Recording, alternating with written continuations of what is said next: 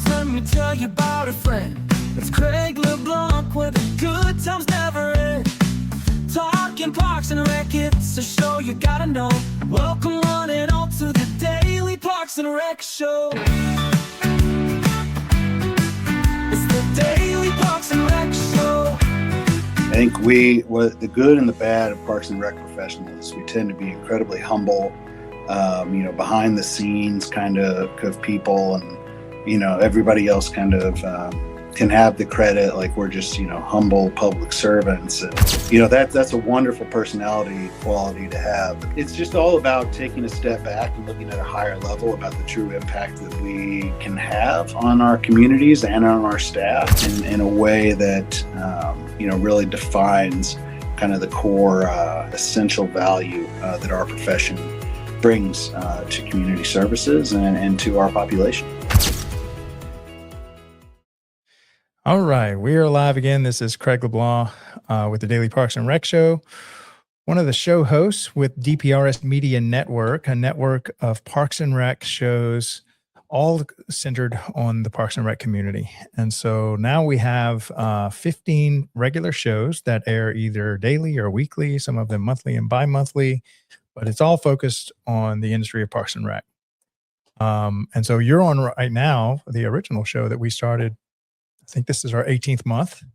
It's called Leadership Series, and it's where we find Parks and Rec professionals across the country and highlight their career, talk about their why this industry has been so important to them, why they choose this as a career path over and over and over again, and seem to never want to retire, but never able to actually get it across the finish line. I think that's an ongoing joke with Parks and Rec professionals. They threaten retirement for about 5 years before they actually do it.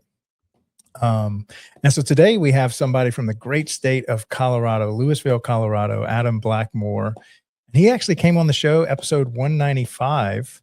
And so we have him back again this is episode 582.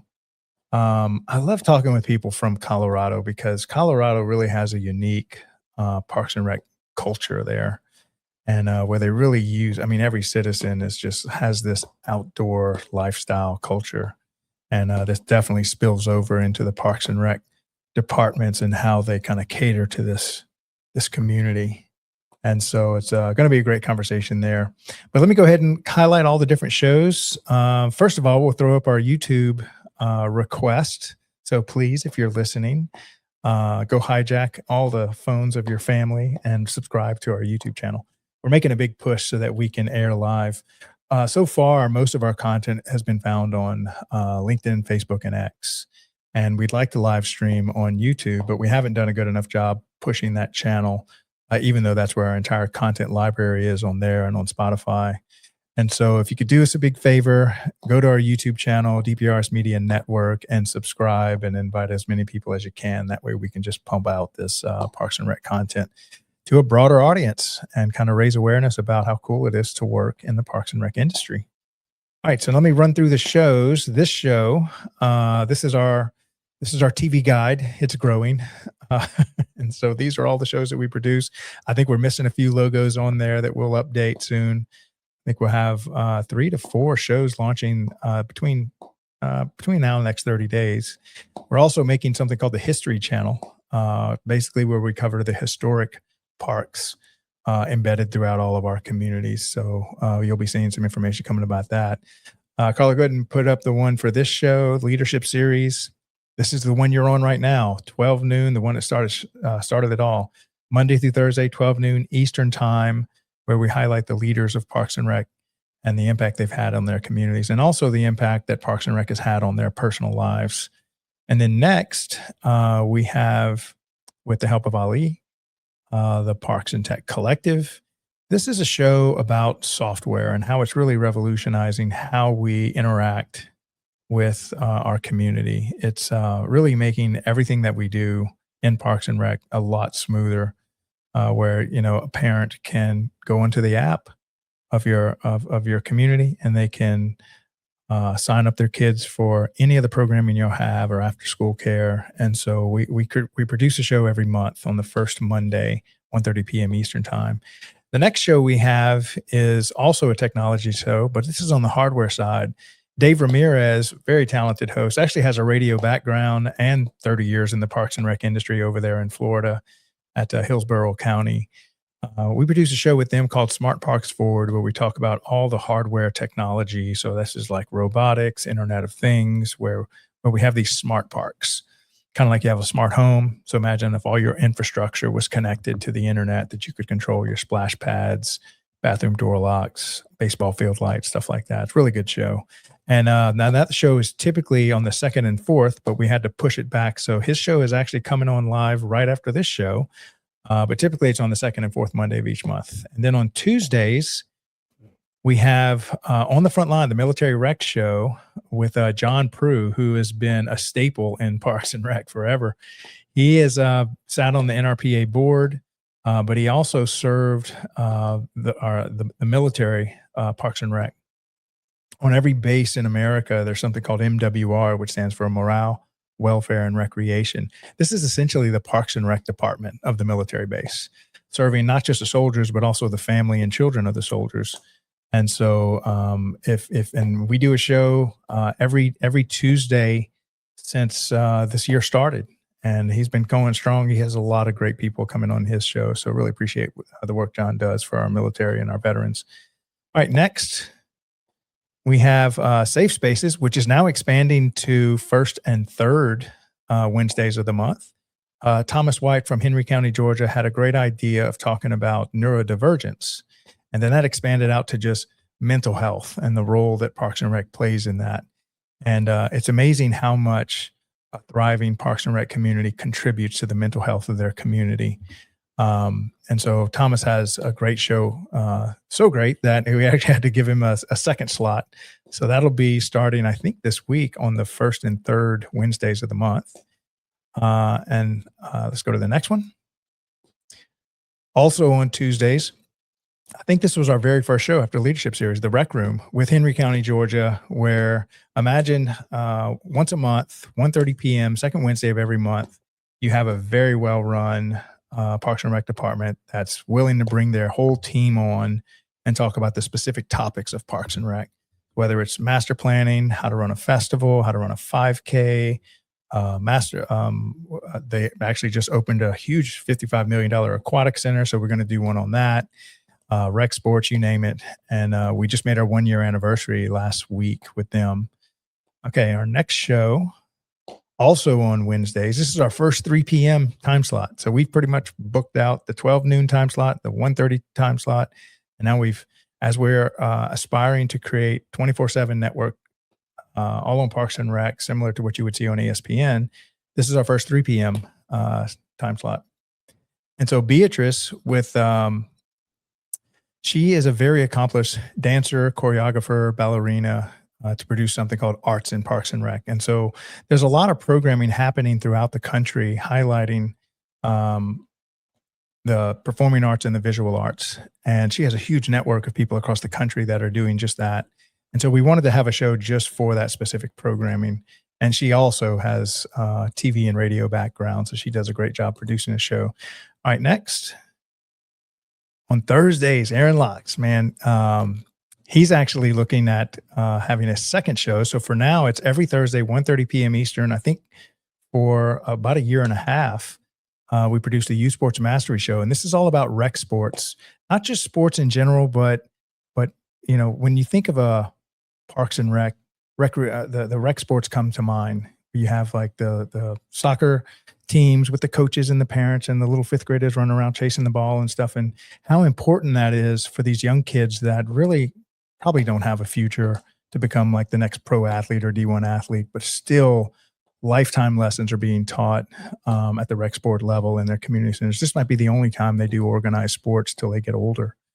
And so Aaron has an amazing network of directors, coaches throughout the country, and professional athletes, officials. He just does an amazing job on that. And so he's looking at, I think, either next Tuesday or the following Tuesday, doing another edition of this show at the 4:30 p.m. time slot Eastern. All right, so next we have our Young Professionals Network. This goes out to all of the young professionals, the future leaders of Parks and Recreation. So if you are a college student studying at the university to get a Parks and Rec degree, this is your first 1 to 5 years in Parks and Rec, so you're very new to the industry, or if you're a professor or a mentor, or if you even have like strong internship program, we would love for you to come on that show and talk about your internship program. So that's all the Young Professionals Network, 5 p.m. Eastern Time every Thursday. All right, then we move to Friday. This is Papa Jay. He is now officially retired. Friday, he retired. Can't believe a Parks and Rec person retired, but he didn't go far. So now he's producing regular content with us. He was part of the Dr. Pepper Social Club, which we changed to Director Pepper Social Club, and it's just a great network of Southern California Parks and Rec directors, and now he's expanding that out to the country. So he produces a show every Friday at 12 noon. And our final show of the week is Wesley King. This is one of our most popular shows. So if you have an aquatics professional anywhere in your network, go to our YouTube channel, look for the playlist called The Aquatics Life. I think we're on our 14th or 15th episode. All of that is evergreen content. It is very educational, and I promise you they're going to get something out of any of the episodes. So you could actually use this as continuing education for your aquatic centers and your aquatics professionals. All right, so that's all we have. As far as the opening monologue, let's go ahead and run our transition video, and then we'll come back and start our conversation with Adam Blackmore from Louisville, Colorado.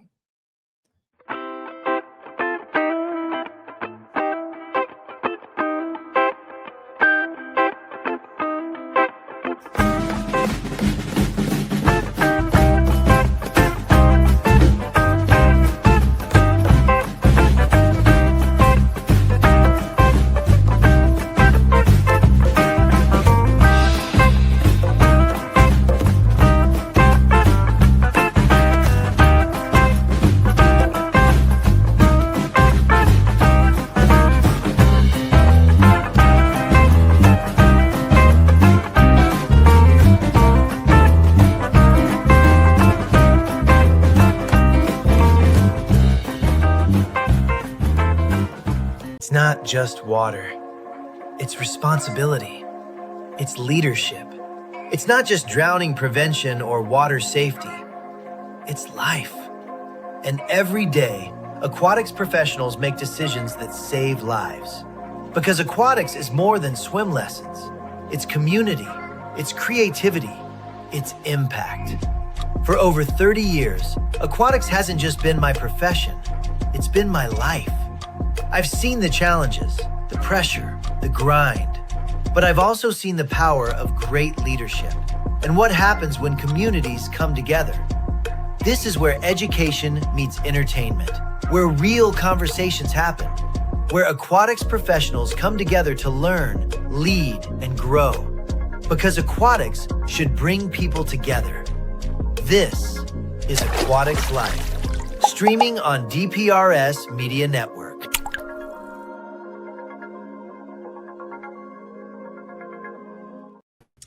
All right. Welcome to the show, Adam. How is your week going so far in Parks and Rec over there in Colorado? So far, so good. We're 2 hours into it. So yeah. Hopefully it stays as smooth as it's been for the first couple hours here. Yeah. Y'all have any major events coming up or any openings of the aquatic center trails or anything like that? We've got 4th of July is a huge event around here. So obviously being the 250, but it's also the 150 for state of Colorado.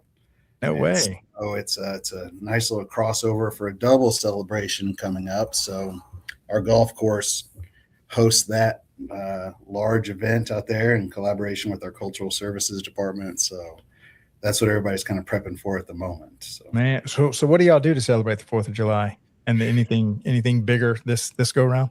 Yeah, I think it's about as big as we can get in our little town out here, which great job with the Louisville, by the way. That does not get done so smooth. There's a lot of Louisville out there. So Louisville. I appreciate the Louisville enunciation there. But yeah, we do it's a full day. We kick everybody off the golf course about noon, and the whole venue, parking lot, everything turns into just one big party.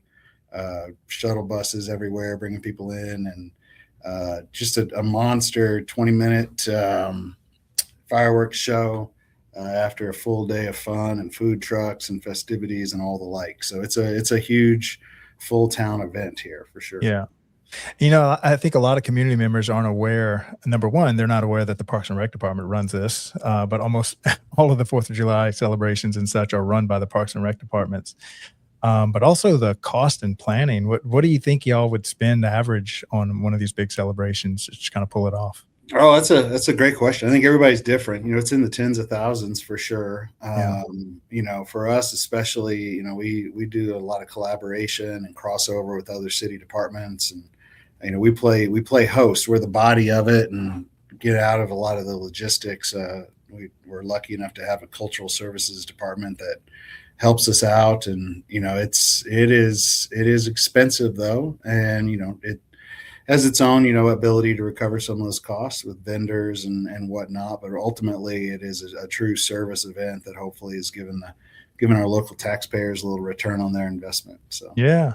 And this is typically one of those all hands on deck. Nobody gets the night off. Everybody's got to come. yeah, it's a big deal. You know, we've got I think the last call we had was, you know, we're in the neighborhood of 20 to 30 additional volunteers needed to the 20 or 30 already there, and it's all departments are involved, you know, in one form or fashion, whether it's helping with the shuttling schedule or where we're parking people or trash pickup, making sure the portalets are in the right place, like all those kind of behind the scenes things that, you know, people that come and have a good time that hopefully never even noticed that's something that had to be planned, you know? Yeah. These massive events really are department wide, where you're partnering with like the fire department, the police, I mean, you name it, pretty much everyone's there to pull these events off. It seems like y'all never get a vacation from the normal vacation times. Y'all have to find ways to take a vacation outside. Oh, yeah. We're definitely working while everybody's playing. You know, that's what we sign up for. Yeah. And so Yeah. it's part of it, and it's a pretty cool part of it actually, because you get to see everybody kind of enjoy what you're able to provide. So yeah. Well, let's go back a little into your personal journey. Maybe just kind of tell everybody how you got involved in Parks and Recreation and how'd you get to where you are today. Sure. Yeah. Happy to. Appreciate you. You guys have grown up since the last time. I know. I came on relatively early in your show, and there was maybe one or two others, and now that lead in, man, you guys are doing big things. So congrats on that. Thank you. You know, I think you know, my story, it starts a long time ago. I'm from a little bitty town in Missouri with 300 people in it. It's actually, they call themselves a village. They don't even call themselves a town. Yeah. You know, 19 kids in my class, that kind of thing, surrounded by cornfields. So it's a little bitty town, and was able to use sports to, you know, get out of there, and went and played in college for a while. And what sport you played? I was a baseball player. Okay. So, you know, fortunate enough to not know what I was going to do with my life, and didn't want to pick a major, and just wanted to be a college student more than a student, if you know what I'm saying. Oh yeah, I did that.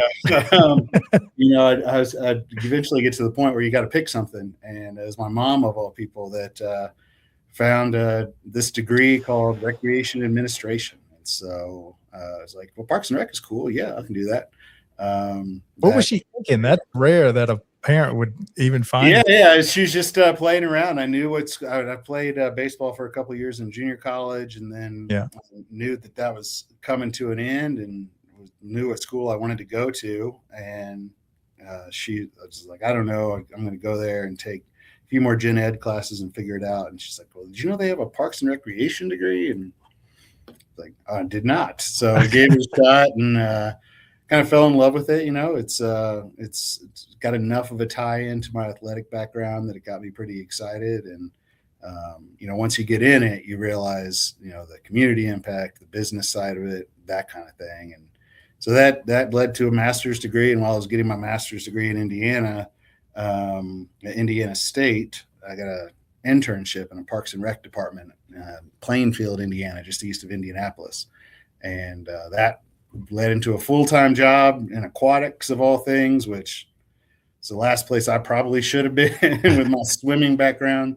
But you know, I tell everybody, you survive aquatics or sports, either one of those two, you're going to make it in this industry. And so, you know, did that for a while, actually went into the private sector, did some hotel, water resort stuff for a few years, and then got back into Parks and Rec for the last 15 years now, from Henderson, Nevada, out here to Colorado. And so Yeah. that's a little bit of the journey. Tell us more about that internship program that you did when you were in college. Yeah, it was, it was the last class I had to do for my master. They'll help you out if you need it, but when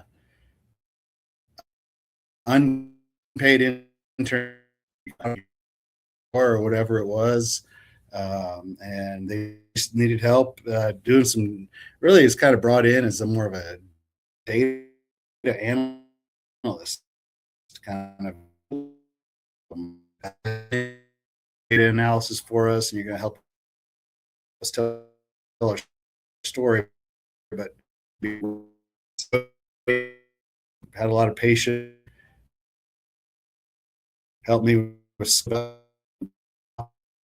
the other staff I was working with, and even past the point of for a while. So it was pretty. Oh, I might be kind of losing you a little bit, Adam. We can take a little commercial break in a second, but if you have, do you have a cell phone that maybe you could log in through your cell phone? A lot of times that can kind of remedy the problem. Yeah, I can do that. Yeah, go ahead and hit that link Yeah. on your cell phone, and we'll bring you right back. Carly, why don't you go ahead and run a promo to buy us a couple minutes of time, and then we'll come right back and finish up our conversation with Adam. When we talk about essential services, what comes to mind? Police, firefighters, healthcare. But there's another essential service, often overlooked, yet always present: parks and recreation. Parks and Rec is health. It's the walking trail that lowers blood pressure, the recreation center where seniors fight isolation, the swim lessons that prevent tragedy before it happens. This isn't a luxury, it's a lifeline. Parks and Rec is safety. A playground instead of a street corner, a basketball court instead of trouble, a summer camp where every child belongs. It's not just about activity, it's about protection, prevention, and possibility. Parks and Rec is community, the festival that brings neighbors together, the cultural event that teaches respect and diversity, the open space where a city breathes. It builds bridges where division once stood. It gives people a reason to gather, to connect, to care. And Parks and Rec is economics. It strengthens property values. It drives tourism through events and trails. It saves on healthcare costs. Every dollar invested multiplies, feeding back into schools, into safety, into growth. Essential service is not just about survival, it's about thriving. And Parks and Recreation is where thriving begins. In wellness, in equity, in culture, and in joy. Parks and Rec isn't extra, it's essential. For our health, for our safety, for our communities, for our future. A message from the Parks and Recreation community.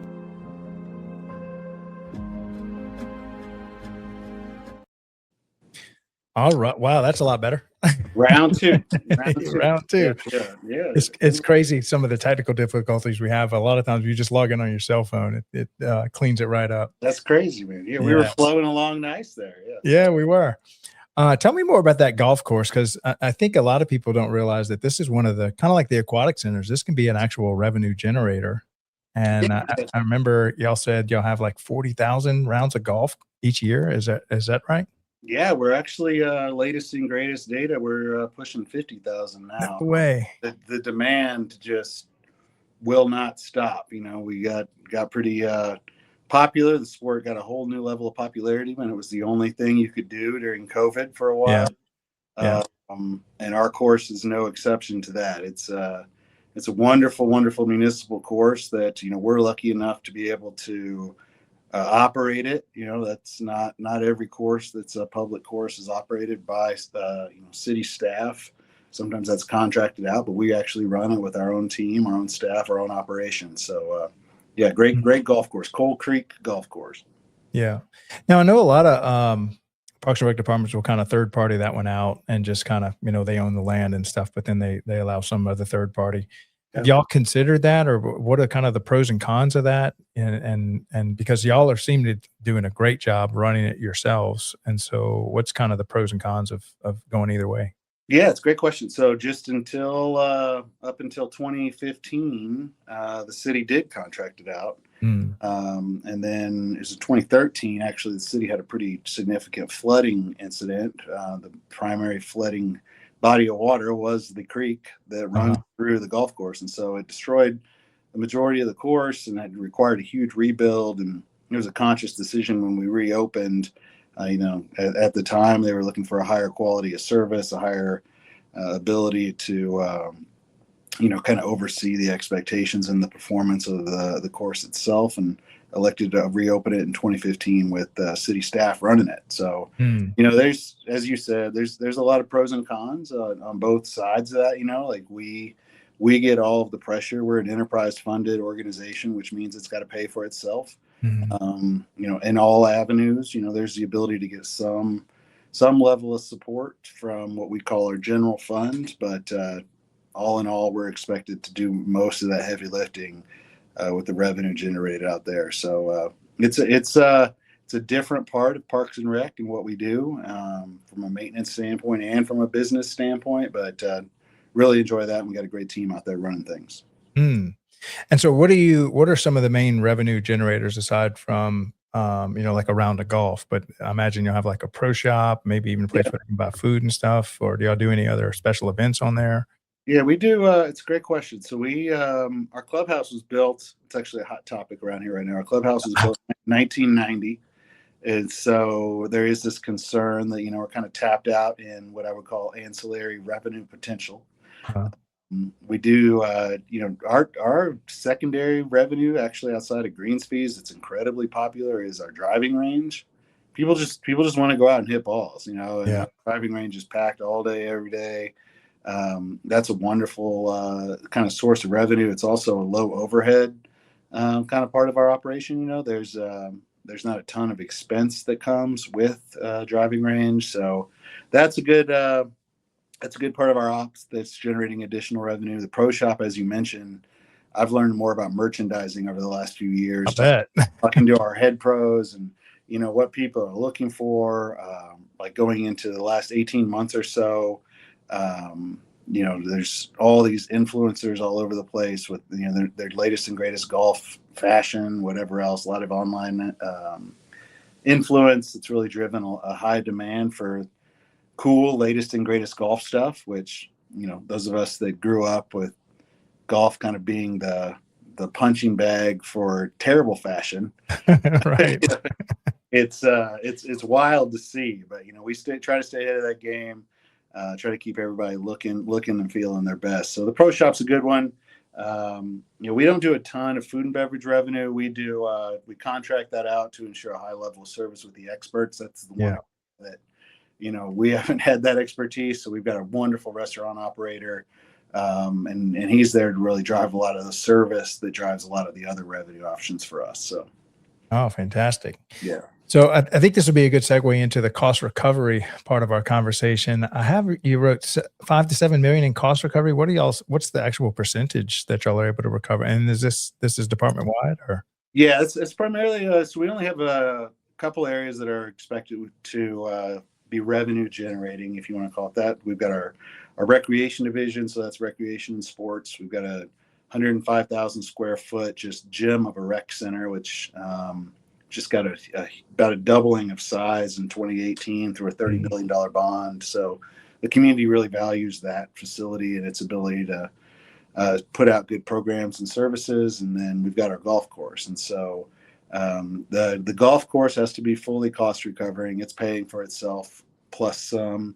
Then the rec center is, recovering anywhere from 70 to 80%, which in today's world, even with the senior center being there, is pretty impressive from that team. Again, just incredible demand, incredible. We're not highly priced in the market. That's pretty equitable, if not lesser than a lot of the market offerings for a lot of our programs and services. It's just driven by how many people want to do it. So yeah, they do a great job managing the finances. Yeah. All right. We'll take a quick commercial break to thank our sponsors. And when we come back, I just want to talk about the culture of Colorado and what it's like to run Parks and Rec departments in the great state of Colorado. Because y'all seem to take it up a whole notch when it comes to living that outdoor lifestyle. But today's show sponsors, two great companies, Outdoor Link and the National Academy of Athletics. So if you want to make your park system a smart park, just like your smart home, and tie your infrastructure, that way you can really manage your infrastructure well, all from an iPad or from a desktop.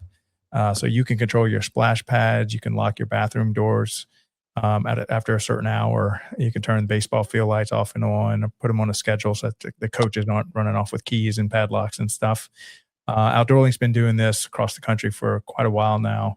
Really, and also one of our early sponsors. So I really appreciate the support they've been giving us, and also the National Academy of Athletics. And so if you are looking to start some type of program from community demand that you really don't have the coaching or the staff or the t-shirts and everything to run, like a pickleball league or to a flag football league, they can actually turnkey any program you want, even after school care. And they've partnered with hundreds of Parks and Rec departments across the country to help them run excellent programming. So, Carla, why don't you go ahead and run those two promo spots, and then we'll come back and finish up our conversation with Adam. In today's parks and recreation industry, communication, safety, and efficiency go hand in hand. That's where Outdoor Link comes in, delivering smart technology that empowers city departments and community planners to do more, smarter. Outdoor Link's platform connects and automates everything that keeps your parks running smoothly, from lighting and locks to signage, water features, Wi-Fi, and digital advertising. Control and schedule park lights for safety and energy savings. Remotely manage facility access. Coordinate fountains and splash pads. Provide public connectivity.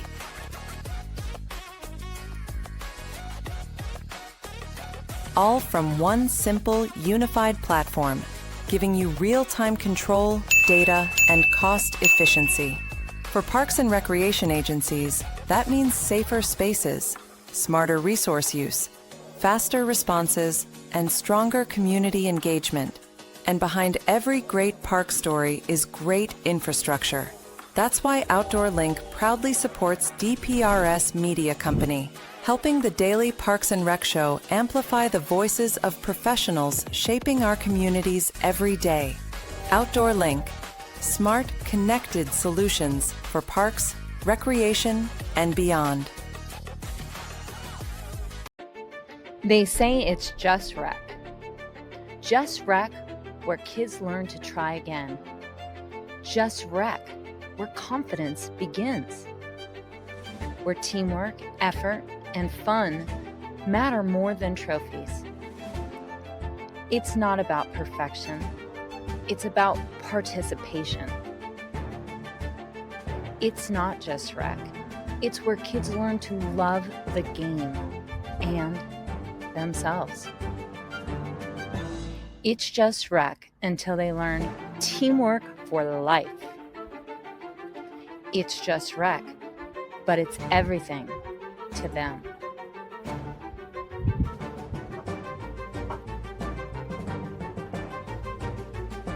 It's more than rec. It's a movement. It's just rec until you realize it's shaping the next generation. Together, we're not just running programs, we're building a culture of confidence, connection, and community. Join us. All right. As I was reading over the show notes, Carlo, I got a little job for you. If you could remind or get Sherry to reach out to Adam's wife. She runs well, why don't you tell us a little bit about her podcast? And because I'd love to get her on the show and just highlight the work that she's doing. Oh, she's gonna appreciate that little shout out. Yeah. So my wife Katie Groke, she works for Apex Park and Rec District down in Arvada, Colorado, and they started a podcast a couple of years ago now called Apex Activated, and it's a ball of fun, a ball of energy. They've got all kinds of different topics. It's not all just Parks and Rec. It's a variety of things that end up at the end kind of tying in Parks and Rec to our everyday lives. But yeah, thanks for the opportunity to give that little promo, and I think she'd be great on the show. Yeah, we'll definitely have to get her on there. So y'all are both in Parks and Rec, right? We are, yeah. A little Parks and Rec love story, yeah. For sure. So y'all never get a break from Parks and Rec. It's no, especially with evening meetings and everything else. Like two shifts in the night, city council, right. Advisory board here. Like there's always something going on. But. Yeah. Okay, so for those that aren't familiar with the state of Colorado and Parks and Rec and the outdoor life and culture they have, how would you explain that to somebody that's maybe operating Parks and Rec systems outside of Colorado? Unbridled passion is where I start, and because it really is. It's hard to explain the value that every single thing that we do has to your community. There is no secondary service offering, to somebody everywhere. One of the things you're doing is the most important thing and gets the most attention. So it's definitely a unique state. At least, I spent all my time out here on what they call the Front Range or the eastern slope of the mountains. And, you see so many accredited agencies, gold medal winning agencies. Everybody, out here is getting recognized in some form or fashion for just the immense amount of service, and you get that recognition for that service because people want to they want to be served by what you're trying to provide. And so huge amount of interest, huge amount of passion in this region for Parks and Rec services, for sure. Yeah. You had mentioned during our show prep call about, the We Matter topic, acknowledging the real knowledge that we bring to Parks and Recreation. Can you talk a little bit more about that? Yeah, I'd love to. I've done a session a couple times at NRPA on this topic, and I think the good and the bad of Parks and Rec professionals is we tend to be incredibly humble, behind the scenes kind of people, and everybody else kind of can have the credit, like we're just humble public servants, and that's a wonderful personality quality to have. The problem with that is that personality doesn't get you a ton of budget dollars when you need them, or can lend to stereotypes about Parks and Rec, and this level of essentialness or core service in a community. And so I really tried to use these sessions to pump people up and realize the true impact that we have, not just on a social quality of life kind of thing, but an emotional quality of life, physical, helping keeping things like health insurance premiums down because we're creating healthy lifestyles, or really puffing your chest out that in today's world of first responders that while we appreciate the emergency services that come when somebody's having a medical incident in our rec center, that's not the first person to respond to that incident. Really that front desk kid or that lifeguard that's really the true first responder, and they've been trained and put in a position to be able to succeed in that situation until the emergency services personnel arrive. That it's just all about taking a step back and looking at a higher level about the true impact that we can have on our communities and on our staff, in a way that really defines kind of the core essential value that our profession brings to community services and to our population. Yeah, and when we talk about our essential service providers, I look at the hospitals, the firefighters, and the police officers kind of as reactive, whereas Parks and Rec sits on the proactive side, creating thriving communities that have less problems to deal with because, they're making sure you have a healthy community that has good stuff to do and not kind of out on the streets and stuff. And so to me, Parks and Rec plays a vital role in creating a community that really might not need as much policing and, hospital visits because you just got a healthy, thriving community. Yeah, it's perfectly said. We talk about that. We've got a great partnership here with our police department, and you keep a really healthy, well-maintained, new and fresh park system, or a really safe, well-maintained trail system that's got good lighting, good quality surfacing. All of these things kind of lead into natural deterrents to Mhm. Right. shenanigans or whatever. And I think that people that gets lost on people sometimes. The value of a good park system as it relates to your home values, and you Oh know yeah. quality of life and economic vitality and all these things that come into it. That sometimes it's under the radar, and the impacts that Parks and Recreation, and in our case it's open space as well, and well maintained public lands. It's a big deal for community's well being. Yeah, maybe talk about the economic driver component that they provide, because just increasing property value around really well maintained parks versus one that's kind of dilapidated and neglected Yeah. really makes a big difference in driving up value of the property within the community. Yeah, yeah, it's funny. So we did. I had an intern of all things, and I don't know if this data is still accurate. I'm sure somebody's dove deeper in it than I did, but and I was in Henderson. We figured out, any the homes within a half a mile of our parks, especially our highly well maintained, highly invested in parks. They had anywhere from 15 to 25% higher home values. Just to be around that park. Whether just a component of it or subconscious or whatever. And so I don't think that's unique to Nevada. I think that that's kind of the way it is with any park system. And there's so many other economic drivers outside of just property values. If you're an attractive place to be, people get out of their houses, they go out and about, they want to go out to lunch, they want to, go shopping, they want to stop and get gas. There's so many ancillary sales tax opportunities there. You start to get into your lodging taxes and bringing people in for sports tournaments, these kind of things. All of it. And I think that over the past, 10 years or so, it seems like there's more and more recognition to that, as there's become more and more pressure on budgets to make sure that people are kind of paving their way in some ways and lowering the subsidy. And so I think that Parks and Rec has kind of always been there. Now it's just been brought to the forefront as we learn to tell our story a little bit better, and the return on investment that those budget dollars can get if you really invest in a thriving Parks and Rec system. Yeah. Yeah, and to try to help people understand the scale that you're talking about, I wrote down, make sure I got my numbers right. So y'all are roughly 21,000 people. Mhm. And is it right that y'all have 2,000 acres of open space, which is like 40% of the land area? Yeah, that's accurate. That is accurate. We take a lot of That's crazy. yeah. It's our only part of our department written into our home rule city charter, is that this community will value, maintain, and steward our public lands. And so, Wow. it gets a lot of attention around here, and exactly what that means. But we do have a huge amount of a lot of buffer. It's called buffer open space. Kind of the area between towns. There's a lot of little towns around here, and it does a good job of kind of providing that area between the towns. But it also provides all the benefits you would imagine, right? Like the views, the natural vegetation, the habitats, the wildlife viewing, that kind of stuff. It's pretty awesome.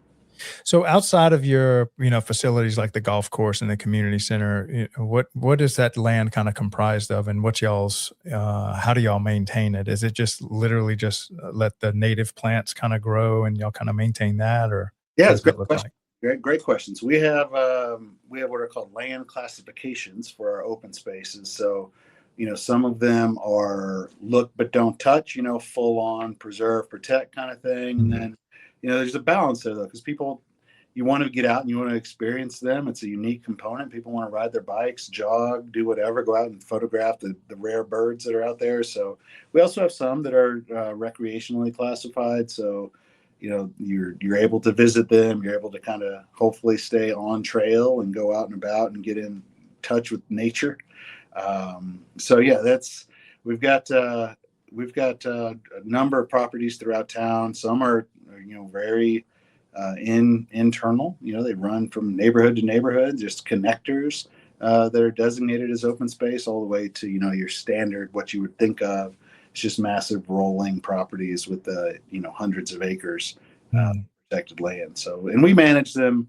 You know, we like to think that we're driven by science, and we try to balance out, things like fire risk mitigation, that kind of thing, with wildlife plans, while still allowing people to enjoy the properties. And so, yeah, it's definitely it's not as easy as just, okay, over there's open space, leave it alone. Like, it requires definitely a lot of ecological, scientific mindset that our team brings to it. And it's a unique part to, you go east or wherever else. I have a lot of friends in the industry, and open space to them is parks, right? You just say open space, Right. and that's a park. And out here, it's got a very specific delineation and definition. And Yeah. so we've got that, and then combine that with our 37 parks and 350 acres of parkland. Like, this town is very Parks and Rec heavy, for sure. Yeah. And so maybe we can, this kind of ties well into the trail system that y'all have. So I've got here 32 miles of trails, and I imagine this is weaving through a lot of that 2,000 acres that y'all are maintaining and stuff. Yeah. So maybe explain the whole trail system, because this seems like very unique to Colorado. It's almost like every town has a massive trail system, and when other cities hear about what y'all are maintaining, it just blows them away. Yeah, it is. It's especially for the size of our town, it's pretty wild to have that number of developed miles of trails. I will tell you, I think a lot of that driver is, and people, that are looking for, physical fitness is incredibly important out here, especially in the Boulder County where we are. So people want to stay active, they want to have the ability, but then they also want to be connected. And so these trail systems are intricate in the way that you can get from town to town and place to place without having to use cars, different forms of transportation. You can jog, you can take your bikes, do whatever you want to do. And the demand is there. We're actually wrapping up our first ever trail systems plan, which is a full kind of engagement with the community of what they want to see in the future of our trail system. And there is no lack of demand. We are not getting, we have plenty of trails. Like, you guys are going to be fine. We're like, actually, we need a regional connector here and a local connector here and a neighborhood connector here. And, it's really awesome. It's cool. And it's built into our development plans. And, we work closely with our community development folks to ensure that connectivity option is built into new neighborhoods and new commercial developments as well. So we're definitely spoiled, but there's definitely still appetite out there for more. Yeah. Take us through that process, since it's kind of fresh on the brain, as far as creating a plan for your trail systems. What are some of the problems that y'all have seen, especially with all the whatever bikes and scooters and stuff that y'all are seeing, and kind of what are the demands or the requests that you're getting from your community? Yeah, I wish that it was easy just to say there's one demand. The problem is everybody wants a little bit of everything, So some of the things for us that we've really ran into is really prioritizing, regional connectivity versus local connectivity. So some people just, they want this little sidewalk that ends, half a mile away from their neighborhood to connect to their neighborhood, so they don't have to go on a street or get in a bike lane or whatever. Then others, they want to ride from here to Boulder in a different way, or here to an adjacent city to the east, like a Lafayette, Colorado. They want that connection so that they don't have to take their car, so that they can more efficiently get over there and hang out with their friends, go to their favorite restaurant, whatever they may be. Some considerations for us that have been brought to light, and we've been a little over a year now into this process, is surfacing types, and what those surfacing types mean to certain people. So whether you're using your crusher fines or your concrete or your asphalt or whatever, and so the width is also really important to consider. So we're using this whole plan to kind of guide us for future trail standards discussions, and just design and conceptually kind of where we're going to go depending on the type of trail. So it's again, it's one of those things. It's kind of like goes full circle back to our 4th of July celebration conversation. Like, you just get on it, you don't realize that trail required years and years of planning, and thousands of community surveys and everything else that went into it. So it's definitely an intricate plan. So help me out with the numbers. If you had to put a price tag on your current 32 miles of trails, and then what's your annual upkeep costs, and then how much do you think y'all could spend on the upgrade? Well, not like an infinite checkbook here, but what do you think y'all are going to spend on this new upgrade once ever it gets done? Oh, that's a great question. I think, it depends on where we're putting it and what we're doing with it. We also have a lot of regional partners that hopefully will help out with that. But Yeah. you quickly, just to resurface, for example, existing trails, you're into the hundreds of thousands of dollars just for, 2 or 3 miles here and there. And so it's definitely pricey, again, depending on kind of what you want to do, how you want to develop it. If you're putting in, 10-foot concrete trail that it's going to require all of the grading and everything else that comes into that. That's something to keep in mind as you're making your funding request versus what a 8-foot soft surface trail would look like if that was going to be an alternative. And so, it does vary, but it's certainly expensive. Now, how are y'all handling all this whole e-bike, e-transportation, battery powered? It seems like 100 different ways to travel using a battery pushing you down the road. Yeah, that is the one of the, if not the hot button topic, especially as we get into the summer here and kids get out, and everybody has some variety of something that they're trying to convince us is a e-bike that conforms. Right. So we use we do allow e-bikes on our trail system as long as they're one of the lower classes with the smaller amount of wattage. And so we just recently, city council last year, implemented a speed limit of sorts on our trail system. Our police department is charged with some of that enforcement. We have a ranger program, but they're more of an ambassador program than what you would consider maybe a law enforcement. So we do a ton of education, outreach, coordination with our school district, with our police department to try to head some of that off, especially with the parents. Try to use the parents as that medium for education, to kind of limit some of the potential pitfalls of being on a motorized whatever, electric motor. So we keep an eye out for things like the dirt bikes and that kind of stuff. But yeah, my rangers, when we were developing this policy, they gave me a sheet, and they had 2 full sheets. I mean, you're pushing 30 to 35 different types of apparatuses that Wow. could be on. It's not just the pedaled bike that helps. It's whether it's the weird unicycle thing or whatever. But that's how people are gonna, that's their method for getting around these days. And I think it's just going to get more and more popular. I think it's very efficient. It's effective, especially for people with mobility issues. It's very it's easier on the joints and easier to get from place to place. It's great from climate change, reducing cars on the road kind of a mentality. So we're really approaching it from a partnership standpoint with the community to try to encourage it, but try to encourage it in a way that doesn't create too much damage, doesn't ruin the experience for other trail users. So it's an ongoing process for sure. What's the speed limit y'all settled on? We set it on 15.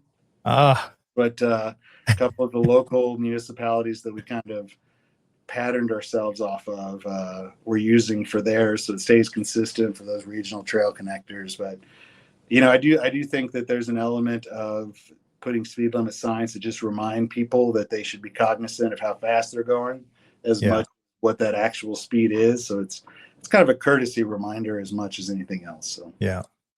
All right. So one of the many things Parks and Rec directors find themselves in charge of. So y'all have is it a historic cemetery? We do. We have a cemetery, yeah. Public cemetery. So what's it like running the cemetery? And when did y'all get that? Or is that something they threw on y'all in your term, or you kind of walked into it? No, I walked into it. We've had it for, oh my gosh, now 30, 40 years, I guess. But it's one of the older cemeteries in the Front Range. It was built by some of the original Louisvillians way back in the 1800s. So it's been an adventure, learning how to map that. And it's not like in the 1905 they were really mapping out the entire property for exactly who was going to be where. And so it's one of those unique things that Parks and Rec professionals, every department seems to have its, whether you get a library over here or cemetery over here or some other amenity over here. That Louisville, we take a lot of pride in managing it. We've got a supervisor that, he deals with a lot of those kind of conversations about people's, post-life plans and those kind of things. And it's a unique component for sure, but it's something that, there's a lot of historic names and influence from the city that are buried there. And we take a lot of pride in making sure that it's well maintained and respectful of that history. Yeah. All right. Something unique about Colorado that I learned from you on our last phone call. I didn't realize the aerospace industry is healthy over there in Colorado. Yeah, Louisville in particular. Yeah, we are. It's one of the most. I'm actually sitting right next to our technology center right now. We've got. I don't know all the ins and outs, but I know we've got rockets and all kinds of other stuff that, we only get the surface level knowledge of. But aerospace out here in this community is incredibly fast growing, and incredibly large part of our commercial scene, and our recruitment efforts for the housing and all the other things around here. So yeah.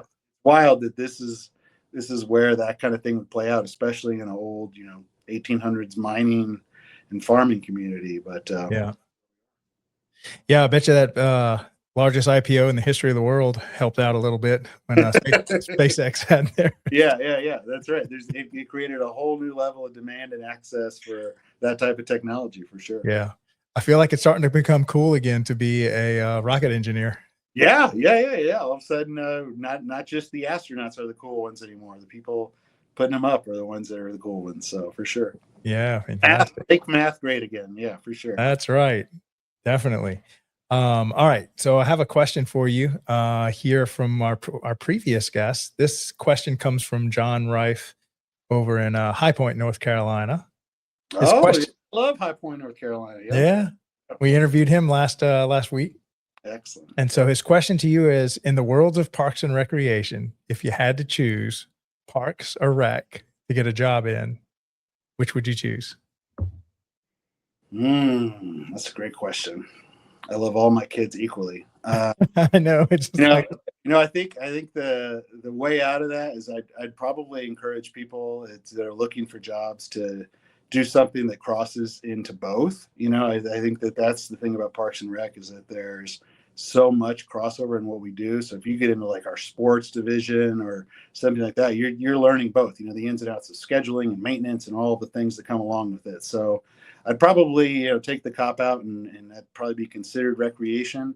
But while you're doing that recreation, cross over, man, get an opportunity to see what the other side looks like and what they're going through, and make sure that you got a full understanding of how the entire department's working. Yeah. All right. I have another follow-on question for that one. This is one that I was asked several shows ago, and we've got some great responses to this one. But if you had to pick a job in parks and recreation, and you can't be a manager or director, either after retirement or like when you're a high school kid, whether it's cutting the grass or working a concession stand or keeping score, what job would you want in Parks and Rec? Like an entry-level job? Listen, I'm convinced that I'm going to end up on a mower at a golf course. Yep. But you know what? I talked to my GM about this the other day. I want to be like the ball picker guy. I want to get in there and like let people like fire the balls at the cart. Yep.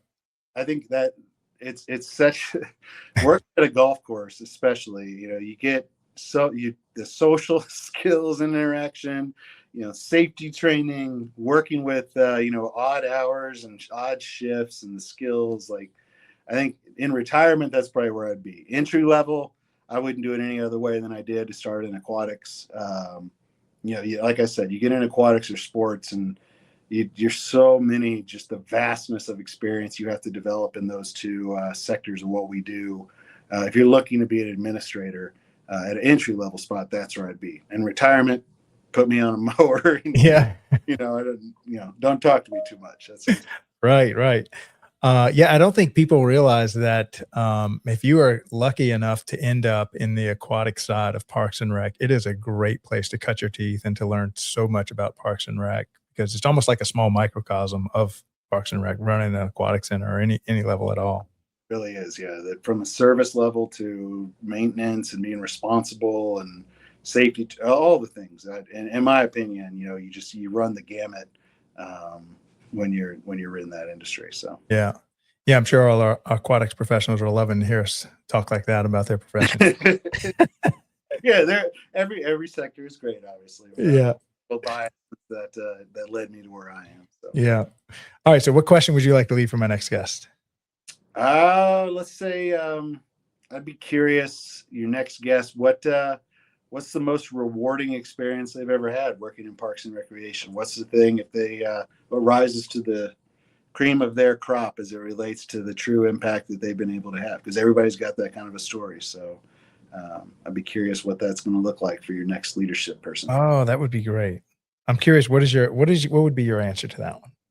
Oh, mine goes way back. It's the first time I was, and I tell this story all the time. I was teaching a swim lesson, and the fact that I was teaching swim lessons is pretty wild, considering I barely learned how to swim by the time I got into the job. And I had a little girl. She's probably 3 or 4 years old, and she was just terrified.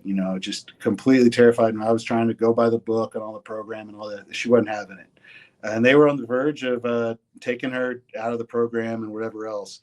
And just completely refined the way that I just broke it down on a level. We did like little water sprinkles on the face to get over the fear. And she ended up, learning how to swim, going through the program, and then ended up being a high school swimmer. And, to watch that and know that you played some small role in somebody, being able to have that experience in their life. Like it's the same kind of thing as, a playground inspector seeing somebody go down a slide and smile. Like, the smiles are the biggest impacts, but to watch that as a young professional evolve into really seeing your impact, 10, 15 years later, it's pretty special. Yeah, that really is a cool story. And it's very common inside of aquatics. And you're helping people not only learn a life-saving skill, but really, overcoming a fear. Yeah. It's a great place to be. A job. So that's right. A lifeguard, so helping you learn life skills in that way. You don't even know it. You're 3 years old, but you're going to get there. Yeah, fantastic. Well, Adam, thank you so much for coming on the show today and visiting with us again. I'm going to make it out to y'all's convention one year. Can't wait to... we put on a good our state show. We do a good job. It's a good party out here. So oh yeah, I've heard great things about it. We have several of our vendors that were wanting to sponsor us to come out there. So I think we're going to pull it off probably for y'all's next one. Well, it doesn't hurt that you're up in Breckenridge. Oh man, that's country up there too. So it's beautiful. Is that where it's going to be hosted this coming year? This year it's up there. So when is it? But it's always there, Keystone, or somewhere up in there that it's pretty spectacular. Yeah. What time of year do y'all? When's the next one coming up? We do it October. It's usually a couple of weeks after or a couple of weeks before NRPA. So, I might have to move my schedule around to come because I'm a sucker for it'd be worth the trip. Yeah, it's a good time. Well, fantastic, man. Well, thank you again so much for coming on the show, and thank you for all the hard work you're doing for your community. It definitely doesn't go unnoticed, and I appreciate you coming on the show today. Yeah, ditto to you, man. Congratulations on all the success and all you do for our profession. I appreciate it. Yeah, we'll keep it going. Good talking to you, Adam. Take care. Bye. All right, another great Parks and Rec director from the great state of Colorado, Louisville. I really love highlighting how their communities and their culture over there in Colorado, from their trails to their open space to that just thriving outdoor community, and how that really creates a healthy community.